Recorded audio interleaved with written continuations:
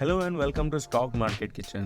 Netflix जो कि US based world biggest OTT platform है, इंडियन गवर्नमेंट की तेज नज़र उनकी इनकम पर है।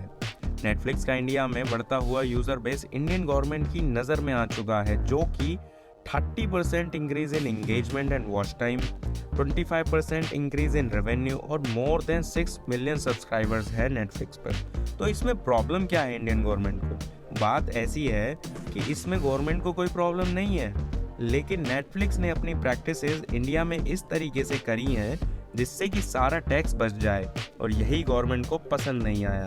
थोड़ा डिटेल में समझते हैं इसे।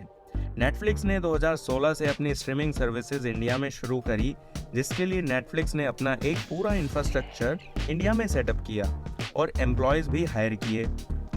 बट ये सब उन्होंने सेकंडमेंट बेसिस पर किया, मतलब कि कंपनी और ऑफिस तो यूएस में होगा, लेकिन हम यहाँ खाली ऑनलाइन स्ट्रीमिंग सर्विसेज देंगे। लेकिन इंफ्रास्ट्रक्चर और एम्प्लॉयज करने के बाद वो टैक्स ऑब्लिगेशन में आ जाते हैं, जो कि अपने आप में पहली बार हो रहा है इंडिया में कि कोई फॉरेन कंपनी को टैक्स लगाया जा रहा है उसकी ऑनलाइन सर्विसेज के ऊपर। इंडिया वर्ल्ड की सबसे बड़ी मार्केट है जहां पर लोग सबसे ज़्यादा टाइम स्पेंड करते हैं ओटीटी प्लेटफॉर्म्स पर। बात तो सही है, लोग इतने खाली जो हैं, कुछ करने को ही नहीं है, और फिर बात करते हैं इंडिया आगे कैसे बढ़ेगा।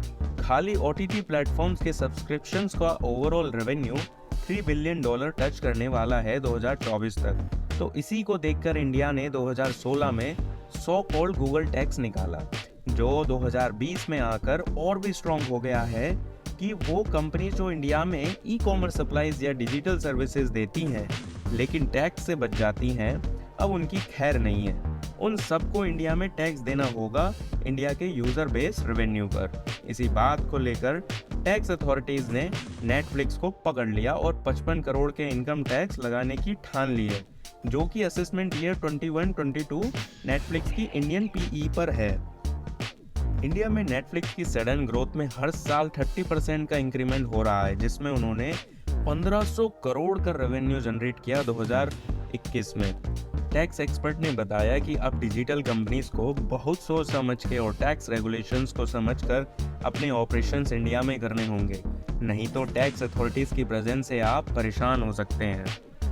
इसी की वजह से इंडियन गवर्नमेंट ने ठान ली है कि नेटफ्लिक्स और बाकी ओटीटी प्लेटफॉर्म्स को टैक्सिंग जोन में लेकर आना है।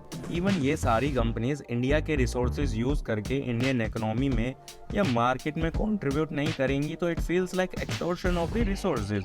आपको क्या लगता है, क्या इन नेटफ्लिक्स जैसी कंपनीज को छोड़ना चाहिए या टैक्स लगाना चाहिए? कमेंट करके बताएं। तब तक के लिए थैंक्स फॉर वॉचिंग। वीडियो पसंद आया तो लाइक और सब्सक्राइब करने में कंजूसी ना करें। धन्यवाद।